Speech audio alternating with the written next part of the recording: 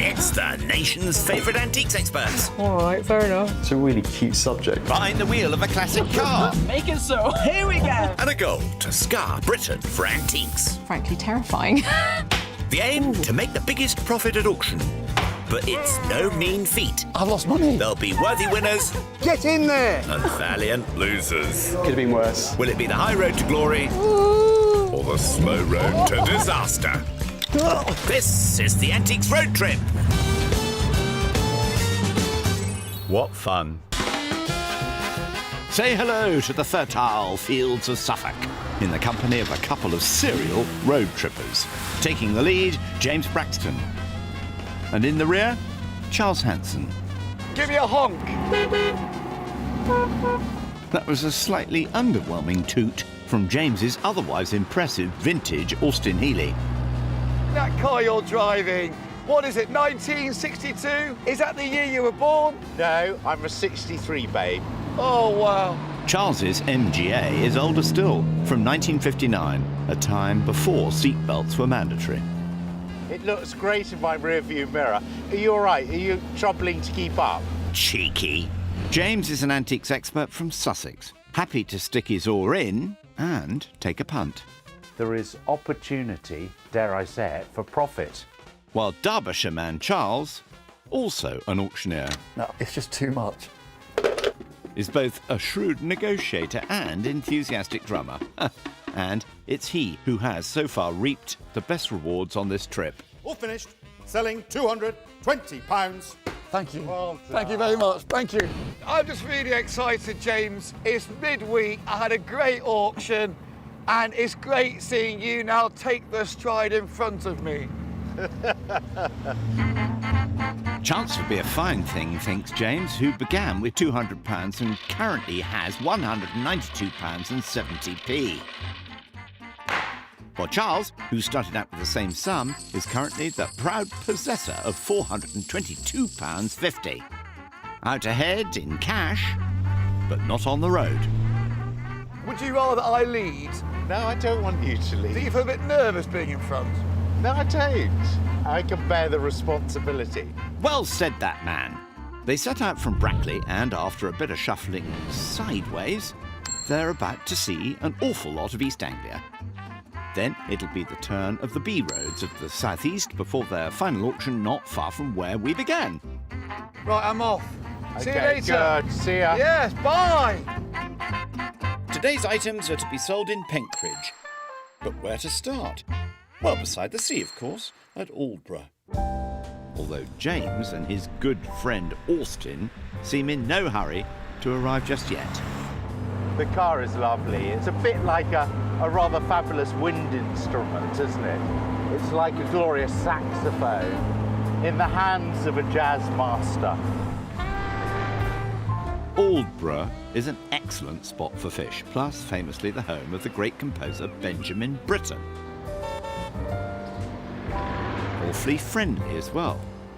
First shop of the day is Mole Hall, like Toad Hall, but nicer.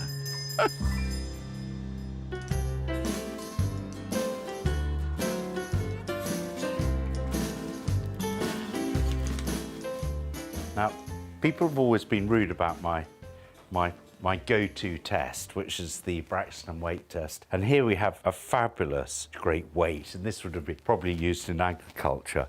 It says £56. I wonder what would have been £56. I don't know. It's almost a whole me, really. I wish. And then I'd try and lift it. I can hardly lift it. I can feel the sinews in my body straining. Blimey, O'Reilly. And I can't lift it. I literally cannot lift it off the table. Steady, James. Bends the knees. Anyway, back in the sunshine, let's see where Charles is about to venture to for his first spending opportunity. At Woodbridge. Well, you would, wouldn't you? On the River Deben. Looks good enough for a paddle. And here comes Moneybags. Over £400 in that wallet at Marlsford Mill. Nice place, too.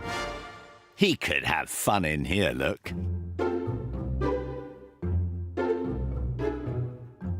it's also an old restoration workshop, and it's always quite nice to go to the far corners, and you find lots of dust, lots of objects that might just inspire you. Look at this dust here, look. I mean, look at that. Hello. Hello. There you go. Hello. Hello. What about something a little more ready to go, though? I'm tapping this picture to see if it's been relined. It's quite tense, quite taut. Steady. It's quite taut. Charles? When I first saw this picture, I glanced and thought, it can't be overly special because you've got this fairly unattractive, almost woven cotton inner slip. But the frame has some age. But actually, you've got a beautiful scene here. And the style of cattle, the way they have been painted is very typically 1820. Interesting painting. I think I found something. I'm being serious. No, you might laugh, I think I have. Love the windmill. I'm going to take it down. He's got that look in his eye. Nice frame. Right, Hanson, just think about it. Don't get carried away. Think. I like it. I do like it. And what's important is, I think it's William Shire of 1814. Could be a good painting. Very successful and prolific Victorian artist. Says a Surrey lane near Dorking, children with bird's nest, W. Shire. Bingo! I can't see any price on it at all. The issue is, my budget is only £420. This painting, I kid you not, could be £1,000, could be £1,200. There's no label, and if it's under £400, I'd have a go. This could be interesting. Hello? Hello, hello, hello. Come hither. Ooh. Your name is? I'm Leslie. Leslie, good to meet you. Has it come from a local source, an auction house, or you bought it? No, it was bought privately. Sorry? Bought privately. Those magic words. So it's what we call, Leslie, market fresh. It might ripen. I like it. There's no price label at all, Leslie. How much could this picture be to ripen me?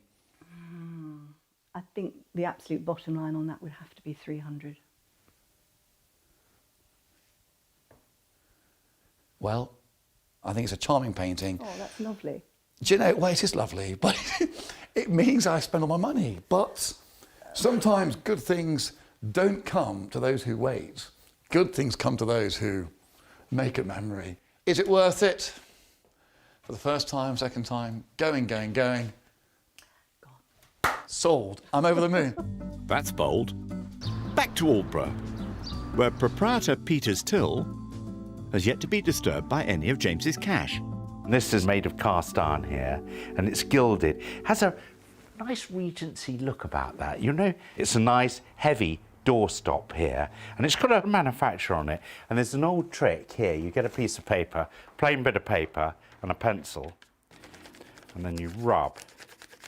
People used to sort of rub brass things in churches years ago. Exciting stuff. Sort of early detective work here. Feel a bit like Poirot. I think it says cross number 88. And I would imagine number 88 here is the model number. So I think that would be an early 19th century foundry that would have cast this doorstop. Peter's got £32 on it. Are you open for an offer? I'll always listen to a sensible offer.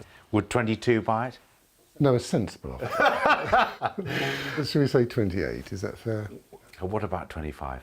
Okay. 25. Well, very good. Thank you, Peter. Just suddenly, when I was chatting to you, I spied this rather nice case scientific instrument, which is sort of the home weather station, isn't it? More commonly known as?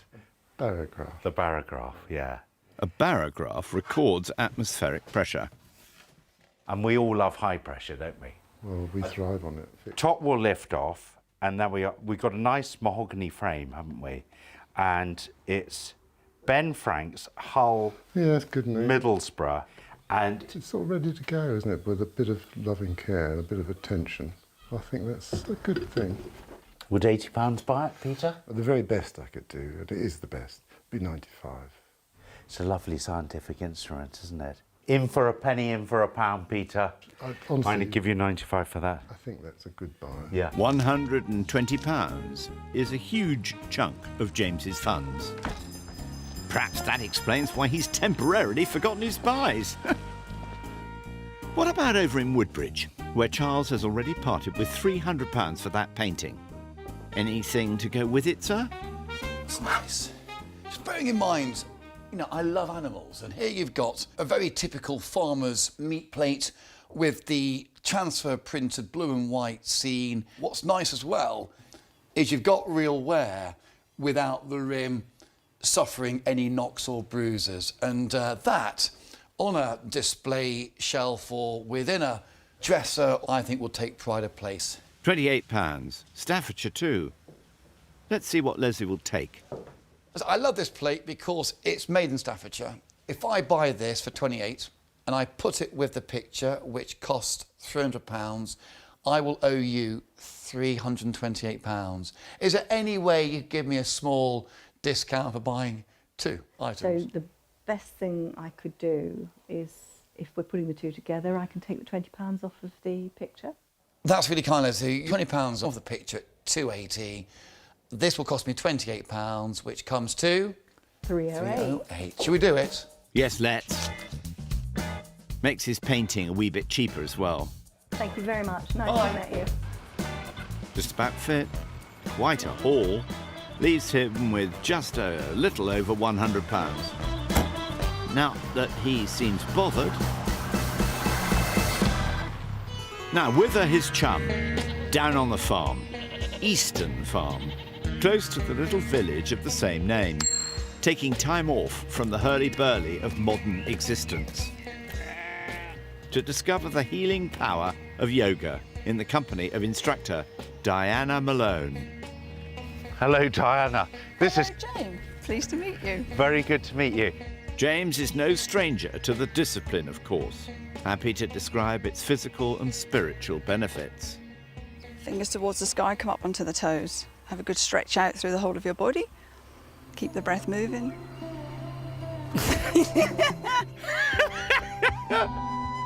But Diana should be able to put him right on the fact that yoga began in India as far back as 3000 BC and includes elements of both Hinduism and Buddhism. So, Diana, yoga, I think of India, am I right? Yes, that's where it all started thousands of years ago now, really as a practice of spirituality and meditation. No, not happening. I can feel it all the way. My shins, my tummy. An important popularizer was Swami Vivekananda, a 19th century Hindu monk who wrote Raja Yoga, the book which introduced the ancient Eastern practice to the West. When did it first come over to our shores, Diana? Well, really at the end of World War I, when they realised that everyone needed to have better health and some fitness. And it was mainly focused on women. Really? And if you look through all the old yoga books, you'll find there's just pictures of women. And it's more modern times that men have been encouraged back to it. Oh, I'm feeling good, Diana. This is really good. Stretch, lengthening the body, And yoga, the future of yoga, is it looking healthy, ever more expanding? We have an extra branch here. Would you like me to show you, James? Oh, yes, lovely. There are currently around 3 million yoga practitioners in Britain, Ah, excellent. I feel energised. a number that's growing fast, with ever more innovative additions to the range of classes available. I've got a nervous feeling about this, Diana. What are we doing here? We are going to be doing some goat yoga. Goat yoga, silly me. Come on, James. Thank you. Apparently movie stars like Kate Beckinsale swear by goat yoga.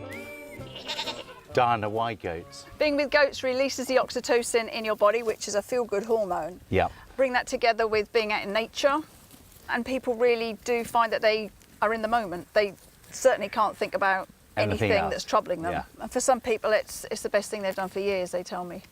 Yeah. Really clearing the mind. Yeah, really. Yeah, It's and just only the horns that slightly... as long as you're not in the way of them, you're fine. Not to mention the other end, James.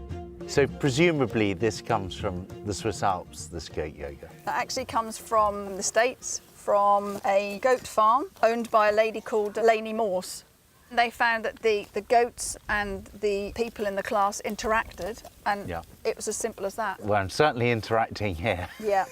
And some people come in and they don't do any yoga, they just sit with the goat the whole time. Kids today, eh, James? Diana, this has been great fun. I'm feeling my mind is clear.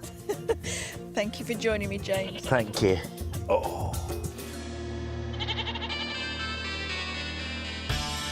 Meanwhile, out on the open road, the beginning of a beautiful friendship. So I'm over the moon with my picture. Hey, how are you feeling? Good? Yeah, me too. I love you. Charming couple. Do you think you're worth £100? Think you're worth £500? You think you're worth £1,000? Yes! Save those dreams for a moment, Charles. Because there's more shopping to be done first. In Sproughton. Complete with fine 14th century church, and in the high street, the shed. You stay there, I'll see you shortly. Lordy. Let's hope it stays fair. Brocante is French for flea market, by the way. And Charles has £114 to spend within.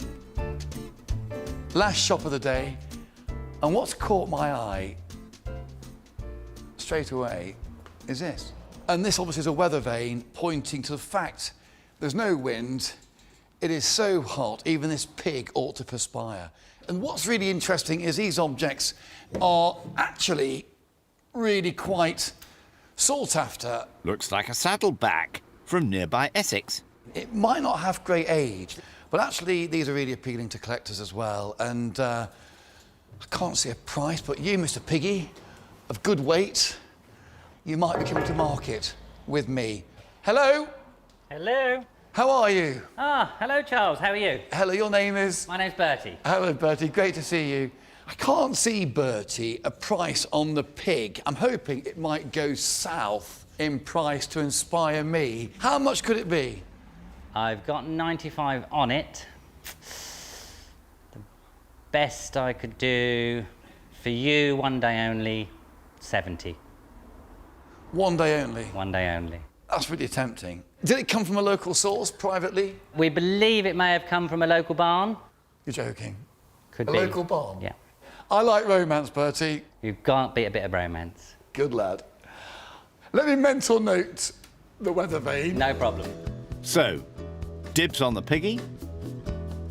Anything else take his fancy? Never mind. Back to business, please. More Staffordshire, sir? There's a nice bowl here, which to many is just quite unsightly. But this is Clarice Cliff, and this is what we call the crocus pattern, part of the bazaar range that came out between 1928 and 1932.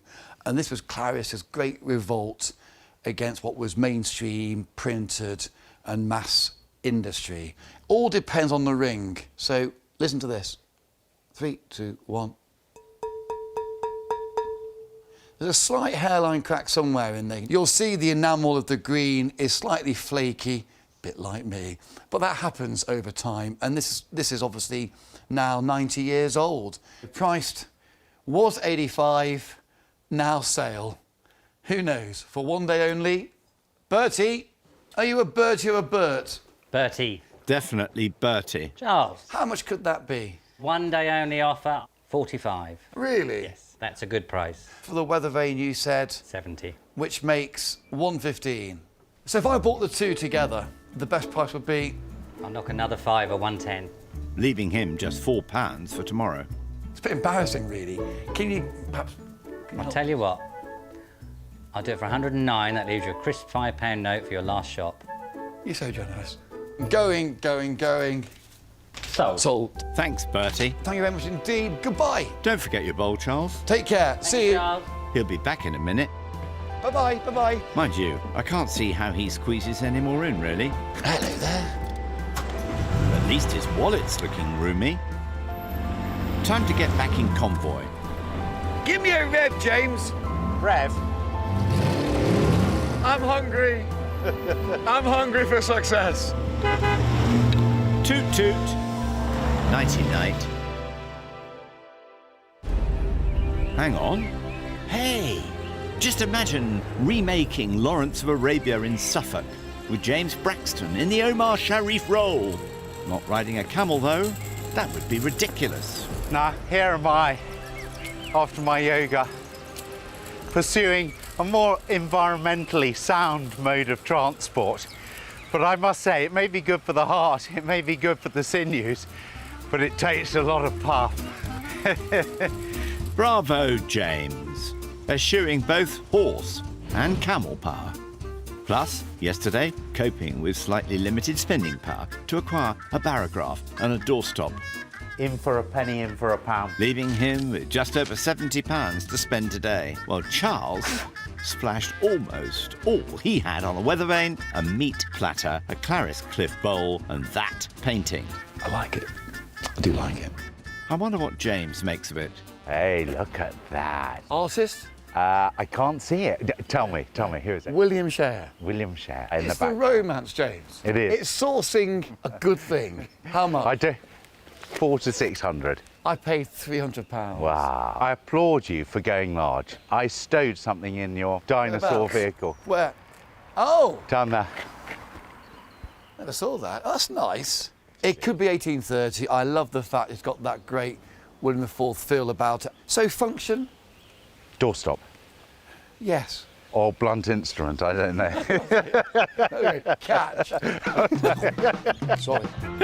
Anyway, let's get on, because they have another sunny and shop-packed day ahead of them, starting out in Copdock, where Scooter Boy James has the run of the Suffolk Heritage Antiques and Reclamation Centre. £72.70 left. Oh, this is interesting. Here we are. Look. A big bit of cast iron. That is heavy. Watch out, hernia central. It's a rainwater hopper. And a hopper would sit at the top of a vertical pipe that would take the rainwater away. Got the cipher for Edward VIII on it, the king who abdicated. And it's dated 1936. So this would have been cast for a new build, all those fabulous Art Deco properties that were being made. A rather interesting thing, you know, he wasn't a king for very long, disappeared off with Wallis Simpson to France. So it's a tiny little window of opportunity when this was cast, commissioned and sold. You know, there can't be many of these made, and it's a survivor. It's beautifully made, and it's unusual. Ticket price £300. Dream on, James. Hello, very good to meet you. My name is James. Good morning, James. I'm Rick. Hello, Rick. This looks fabulous. It's absolutely stuffed. There's a lot here. The decanter, that looks very nice, doesn't it? Right under his nose. Good shape, nice decanter, cut glass. It's very good condition, isn't it? I'm just feeling around, no great chips. I'll turn it over. Yeah, there's nice wear, isn't there, on the base? Oh, it's been across a few tables. And you've got it almost like a steeple stopper. That's very nice. And this can transform a cheap bottle of wine, can't it? Once you've decanted it, nobody knows, do they? Mid-19th century, not officially for sale. This is quite simple in a way. They haven't got all fussy that they did towards the end of the Queen Victoria's reign. Really nice item and amazing condition for that age. That's lovely. Now, if I made you a cheeky offer, could you do that for 15? Yes, we could. Rick, I will have that at 15. Yeah. I'll leave that with you. That's very kind. Thank you. I'll keep looking. Yeah, good idea. Explore the vast hinterland.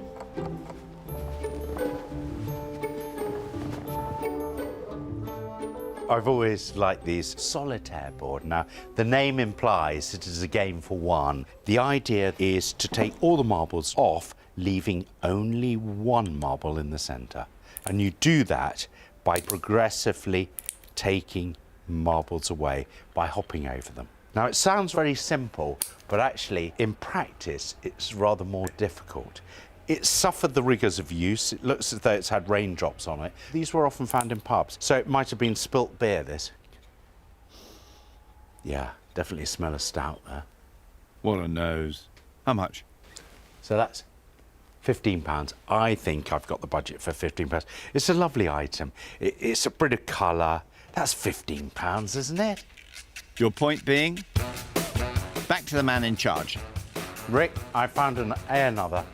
So it's priced at 15 and I'll give you 15. That's very kind of you, James. 15 for the solitaire and 15 for the decanter. Good luck on your journey. Thank you. Oh, that was great fun. He'll have those sent on. A scooter man needs to travel light. He now has just over £40 left in his wallet. Whee! Now, somewhere in this field is our other happy shopper. Ah, there he is.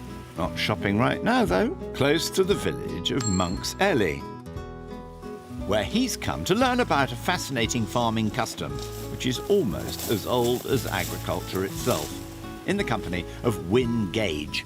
Good morning. Oh, good morning, Charles. You must be Wyn, and I'm here to learn all about the corn dolly. The corn dolly. I can't wait. Yes, this is the original corn dolly, and it was made as a means of capturing the spirit of the corn. We go back to pagan times when the farmers worshipped a goddess of corn. They made the corn dolly to protect the last ears of harvest. They would worship it during the winter months, and then in the spring, when they'd sow the corn back into the field, they would return the corn dolly back to the field because they wanted the spirit to rest again in the field so that they would have a good crop the following year. So the corn dolly was a sort of fertility symbol. Yes. And they were made, as we would think of it today, as an insurance policy that they weren't going to starve the next year. It's believed that the corn idol was first created in this very shape by the ancient Egyptians, some of the world's earliest farmers, before being brought to Britain and especially East Anglia by the Romans. And here, in the country's breadbasket, the dolly has developed many local forms. We have a Suffolk horseshoe, which was made in respect to the Suffolk punch horses that played a large part in agriculture. The one below that is called the terret, and that's Essex's emblem. Now, a terret is the part of the harness on the heavy working horses. And then the one below, that's the Cambridgeshire dolly. And it was tradition, when they brought the last load home, they would ring the bells in celebration. Wonderful. And the one that's closest to you, Yes, this one. that's a lover's knot. A lover's knot. Yes, and lovers would make them for each other. And if they ended up joining the two together, that was called tying the knot. And that's how that expression, when people get married, they say, oh, they're tying the knot. Amazing. However, the first pagan and then Christian tradition, which somehow survived for many thousands of years, is now threatened by the rise of industrial farming, leaving Wyn amongst the last of the Suffolk dolly makers. But you have to remember, you keep a square and you work on the sides of the square. So the right goes under the left and the left over to the right. The top straw comes down on the right-hand side of the left, and the left one goes to the left-hand side of the top. Perhaps Charles can help. So I begin by laying out my lines of north, south, east and west. Yes, just like a cross. So I go The bottom to the top, bottom to the top, and now the top to the bottom. done. The right to the left, Right to the left, that way. and the left to the right. Yep. The right-hand side of the top here, The bottom straw goes on the right-hand side of the top. understood. Oops. hello. Keep- yeah. There we go. Yes, done. And you should have a little square forming there. How's that looking? Yes, it's fine, yes. Working. I'll tell you what, Wyn, I've really got the hang of this now. You have? I mean, I'm going to keep dolly making, Oh, good. if that's okay with you. Absolutely. Long live Suffolk and the art of the corn dolly, I say. Hear, hear. And 3 cheers too for his scootering comrade. That's the way to see the county. You know, this is the new man. This is the new Braxton. This is the man for a new world. Slightly leaner, a damn sight fitter, and slightly short of breath. Not far to go now, James. Just over the border, actually. Towards the Essex town of Manningtree, once the haunt of witch-finder General Matthew Hopkins. I wonder what he'd have made of scooters.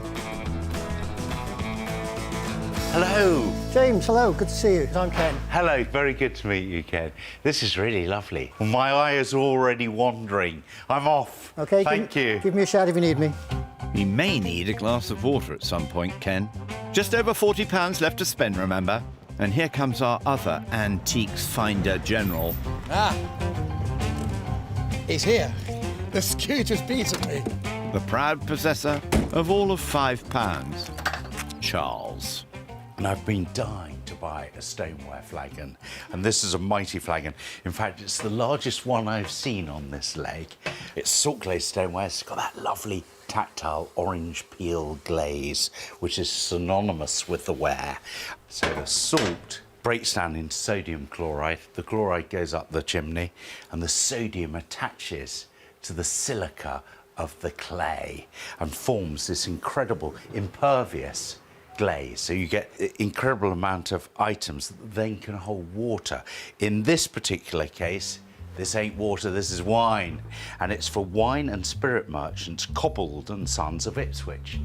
So we're just over the border here. Probably mid-19th century. Price, £45. Now I want to buy this for under 30. If I can get this for 28, I can see a profit. And I can see it being turned. It's a really easy, quick fix to make a fabulous lamp. Huh. Flagons roll. Ken, I've managed to find your heaviest piece of pottery. Yes. Price tag, 45. Can I give you a cheeky offer, 25? Bit too cheeky, James. How close to 30 can we get? Can we get to 28? Certainly can. I'll buy it at 28. That's very kind of you. Nicely done. But then James was loaded in comparison with this man. What can I find for a fiver? That's nice. £25. Love that. Striking quite literally is a cigarette box. 3 cigarettes or cigars in there. You'd rest your cigarette on here, your ash in the divisions. But I mean, look at that for style. So 1920s, so Art Deco. It's almost figured flame work on the exterior of the glaze effect. It's made Racadea ware of Staffordshire, 1925, but it's a bit too much money. Shame. Anything else? Now, this takes me back to my youth. And as a young boy, I used to love metal detecting. It's always great to see artefacts. And these are interesting. But what I can see, the majority of this hoard is made up of these musket balls, all lead shot. These must be 19th, could be late 18th century. And then you've also got what appears to be, that's not iron, that's probably a stone cannonball. Could be 17th century. Really interesting. And there's also other balls. So there's no price label, and it's something which just might be buyable. Ken? That was quick. Love it, Ken. What have you found? There's some interesting artefacts. So if that's a cannonball. Yep. Fascinating. That's probably quite early. It will be quite early because it's not metal. Could be 17th, it could be 16th century. Could be. So it could be medieval. Is there any provenance to where these balls came from? Yes, in some way. They were, in 1969, there was a dig at Hedingham Castle. Really? Norman, begun in the early 12th century. I can't see a label here, but I've not got a lot of money. Is it your own fine collection? It's not, no, it's one of my dealers. I'm going to be honest, I've got £5. This particular dealer, he's had them for quite a while. And he's happy with £5? He will be, I will tell him. Wow. I'm going to cock my gun. You ready? Please. Oh dear. I'm going to load up. And if you're OK to take a fiver, and I'll say going, going, going, pull back the cannon. Gone. Fire, gone. Thanks, Manning Tree. Now, shopping done, it's time for our experts to depart. Wow. James, Oh. it is so... All over, isn't it? And my carriage awaits. What vandal's done that? I don't know, James. I must say, the environmental route is a hard one. I can think the tell you. wind's caught it, clearly. Never mind, the auction's next. Bye. See you later. Bye. Yeah, hey, wait for me, James. Oh, wrong way. Dear, oh dear. Let's have some chateau, eh? Ahoy there! All aboard the good ship online auction. which they're logging into from the Royal Dockyard. Charles. What's all this? Well, my mighty scooter got me here in record time, and I thought I'd just while away the moment. After soaking up Suffolk and a bit of Essex, our treasure-seeking crew have now voyaged as far as Kent and Chatham. Look at this landscape. I mean, what an amazing place for battle to commence. Yeah, surrounded by great maritime history. Exactly. Although the auction they've shipped their lots to is actually hundreds of miles away at Cuttlestones in landlocked Penkridge, selling behind closed doors, both on the net and on the phone. Charles spent £420, just 50p left over on his 5 lots, while James parted with £178, also on 5 auction lots. Let's hear what online auctioneer Ben Gamble has taken a shine to. My favourite lot is the barograph. I'm not particularly scientific or technically minded, but I just quite like the intricacies and the movement. It is missing something, but it's just cool. The large oil painting by Shea, a really good, strong artist. We've had tons of emails on it. That's going to fly out today. Sounds awfully ship-shaped. Now, devices at the ready, mateys. 3, 2, 1, good luck. Go. First under the hammer is James's steeple top decanter. £5. Excellent. Come on. Straight in there. Come on. Go on. Aye. Dig deep. 8, 10. Now we're off at Good lad, James. At 10, 12, 15 quickly. Come on. Toast my captain. You're out goes at £12. The world is out. Lost at sea. My tide's gone out, Charles, on Yeah. that one. Says the message in the cut glass decanter, eh? Was it chipped? No, it wasn't chipped. Well, what was up with it then? I don't know. Charles's turn. His Clarice Cliff goes home to Staffordshire. I love this ball. It's colourful. It's bright, Like isn't me. it? Jolly. Cheery. Yeah. Like me. £28. Start. Come on. 30. 30. 32. 35. 45. £35. 35. Come on. Sold. Come on, easy life. 40. 50. £50. More like it now. At £50 I'm bid. Oh, come on. But I'll sell there at £50. I'm disappointed with that. Seriously. Are you? Yeah, I am, I think James. you got away with it. It was a damaged item. Ah, well, a profit's a profit. It was a great piece of interwar pottery and I felt disappointed. Well, they did produce literally tens of thousands of those bowls, didn't they? James's weighty doorstop. What will the online bidders make of it? Starting at £10. Oh. Come on. Pick it up, man. Come on, pick it up. Pick it up. 15. 20 now. Come on. Come on, Way too come much, on. man. Selling 2 at 22. 22, James. £22. And 5. 25. 25, Charles. Goes at £25. Come on, one more. That's not bad. Well, it's Look at not me. good, is it, Yeah, Charles? but look at me. I'm looking at you. You got your money back. Is one way of looking at it. Keep the faith, man. I'm struggling to keep the faith, Charles. Ancient weaponry next, or Charles's bargain balls? £22. No. Good lads. 30. And 2. Fire. good 38 now. 38. You're a money-making machine, Get out of here. Charles. At 40 bid. 5. Fantastic. That's good, Selling. Charles. £45. Sold. Thank you very much. Ah, you're unstoppable. Yes, they should name a battleship after him. Here we are in a maritime location. And James, it delivered. Thank you. James's spirits may be flagging slightly, but can his flagon for wine or spirits revive him? I'm feeling good about this. £30. £30. 32, 5, 38, 40. 40. 35, 50. Hold on. It's running away. Still with me at 50. And I That's sold good, it at Charles. 50. Bravo. Well Bravo, done. Captain, bravo. I needed a bit of luck. You've doubled up. He has, almost. Break out the rum ration, shipmates. About time too.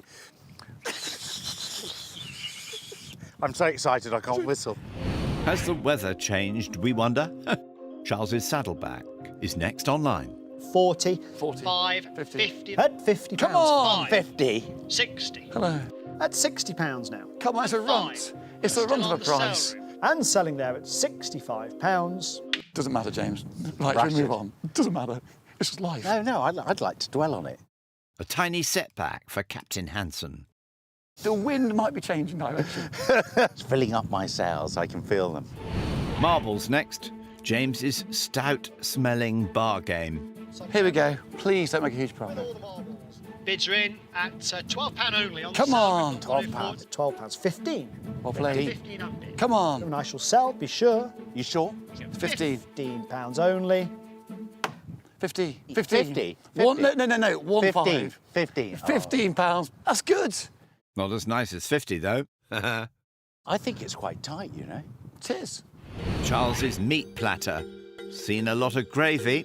At £10. Oh, come For on. the celery. £10. 12. 12. At 15. It's half price. 15 bid. He's edging up, 15 I have. slowly. 18. 20. It's across the At world. 20 bid. Come on. Easy live. Here to go. 2. At 22. One more. You're gonna sell Go on, there at put it 20 down. Put the hammer down. pounds. I think my cattle had a hobble and a wobble. He's not done well with livestock today, that's a fact. It's all part of the journey of the Antiques Road Trip. It is part of the journey, isn't it? Up and down. Yeah. More weather, James's biggest spend, his barograph. If it makes £120, I'll do 2 chin-ups on this Really? anchor. Yeah, I what mean will it. you do if it makes 150? I will jump in the sea. Interest on the commission bid, but the internet's taken me out at 30 to Oh my start. God! Two at In the sea with you. 140. 140? I'd take the jacket off, Charles. You don't want to shrink the At jacket. 140 bid. Come on, one more. One more. Out. All done at £140. Come on, James Braxton! I can't believe it. That's great. A blow for the wild swimming crowd, though. Ooh, there you go. Very impressive, Charles. Here we go. The one we've all been waiting for. Come on the net! This is 1813. It's a perfect Georgian pastoral landscape. Starting us at 200, £20 bid. 230, Come on. 240, 250. Yeah, I think he's struggling, Charles. Charles is 270, struggling. 280, Keep going. 290. 300. 320, 350, Oh, 380. 380. Easy live at 380. Are we done? Are we sure? £380. Good. that's a big profit, Charles. That's a whopper.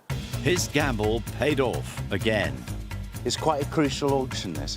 It's the tipping point. We're over the hump, Charles. We're now on that homeward journey. Yeah. And may the best man win.